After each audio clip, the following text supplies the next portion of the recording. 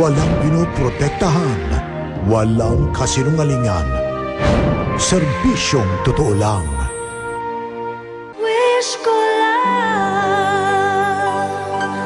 mga kwento ng pagbabago at pagpupunyagi na sana'y magsilbing inspirasyon ang inyong matutunghayan ngayong hapon. Gaya ni Francisco, 17 taon nang nasa bilibid, nagsisisi at sa haba ng panahon ay napakita ang tapat na pagbabago. Nalalapit na ba ang kalayaan para sa nangungulilang ama?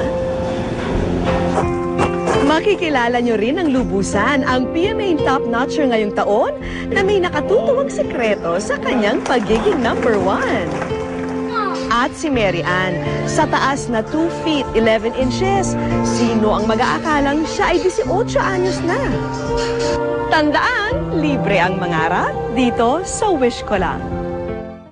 Mula pagkabata, namulat si Eranio sa kahirapan, kaya tumatak sa kanya na baguhin ang kapalaran ng kanyang pamilya. At bilang panimula sa kanyang pagsusumikap, siya ang nanguna sa kanyang klase ngayong graduation.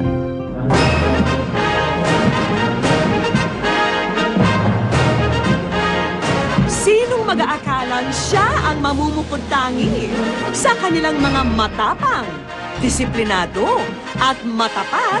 May isang nahirang na pinakamagaling at pinakamagiting, isang nagngangalang Kadete Eranio Belen, ang 2010 Philippine Military Academy Top Notcher.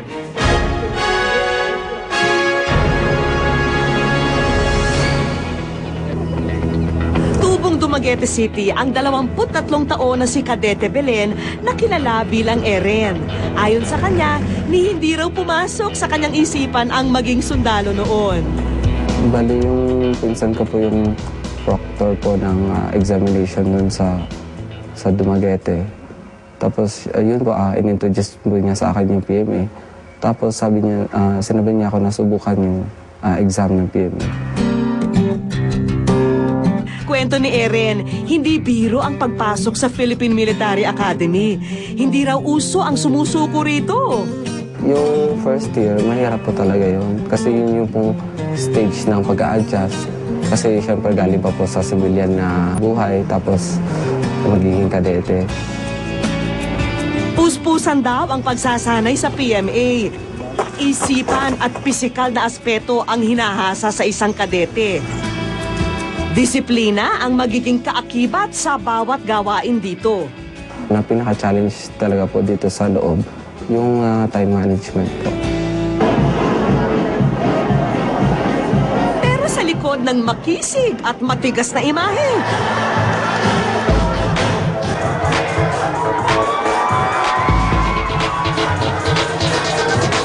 may pagkakataon din na masisilayan sila ng ngiti. Marami po tayong mga sports facilities. So kung ano mang sports yung gusto mo, nandito.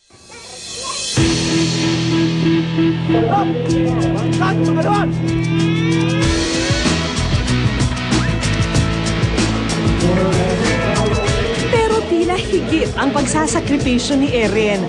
Makikita naman ito sa mga parangal na kanyang natanggap.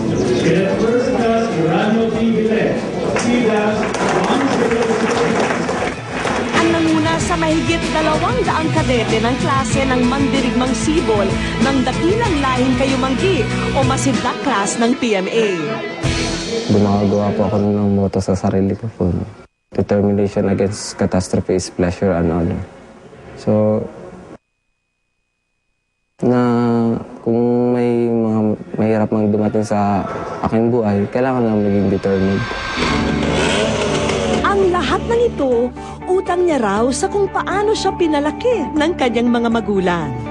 Sariwa pa sa alaala ni Eren kung paano siya dinisiplina ng ama nung bata pa. Mula sa pamamasada sa tricycle ng magulang, diretso ito sa pagiging personal tutor naman niya. Gaya ng multiplication table, araw-araw binibigkas ito ng batang si Eren. Sa ulo ka man times mo na, para di ka masiro sa test. 2 times 5 equals 10. Yung pinaka-inspirasyon ko po talaga yung mga magulang ko po. Yung pangarap ko nila sa akin. So, gusto ko lang i-fulfill yung mga pangarap na sa akin. Sa may tulog tutuon ron.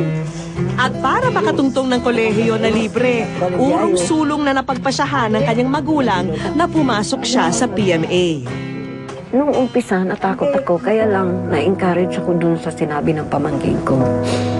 Kung talagang panahon mo na, kukunin ka talaga. Pero kung hindi mo pa panahon, hindi ka kukunin. Gagawa at gagawa ng paraan na yung bala ay lalampas lang tayo. Nag-aaral na rin sa kolehiyo ang isang kapatid ni Eren. At sa dami ng gastusin, tumulong na rin ang kanyang ina sa namamasadang mister. Home service na pedicure at manicure naman ang pinasok niya. Yung buhay namin, pupunta na kami sa dapat na kakalalagyan namin. Ay sila hindi pa. Kaya mas maigi yung mag-aaral sila. Nagtutulungan kami pareho ng pamilya namin.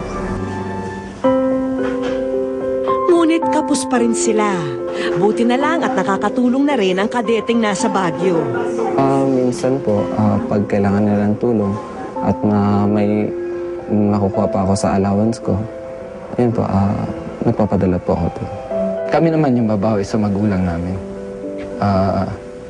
We'll make sure na hindi na sila magiging ganito. Yung mahirap, i-asenso namin. Asawa naman ng Diyos pinapakita nila sa akin ang pag-aaral nila.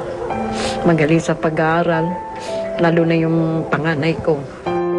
Gusto ko lang po na ma-achieve namin yung mga pangarap nila sa amin, na magkaroon ng magandang edukasyon tsaka magandang kinabukasan din po.